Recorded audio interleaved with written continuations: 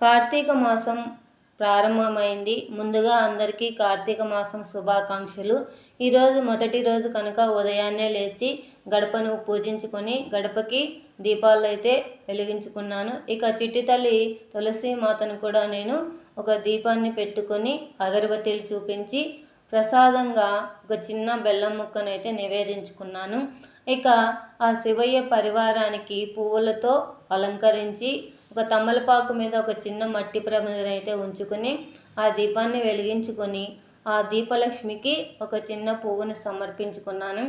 ఇక అగరబత్తీలని ఆ స్వామివారికి చూపించి నైవేద్యంగా స్వామివారికి ఒక ఎండు ఖర్జూరం, బెల్లం ముక్క, ఇక స్వీట్ ఉంటే స్వామివారికి ప్రసాదంగా నివేదించుకున్నాను. ఆ తర్వాత ఆ దీపలక్ష్మికి అక్షింతలు సమర్పించుకొని హారతి ఇచ్చుకొని నేను హారతిని స్వీకరించాను. ఈ పవిత్రమైనటువంటి ఈ మాసంలో ఆ శివయ్య ఆశీస్సులు ప్రతి ఒక్కరికి ఉండాలని మనస్ఫూర్తిగా కోరుకుంటున్నాను. Thank you for watching and please subscribe and share, like.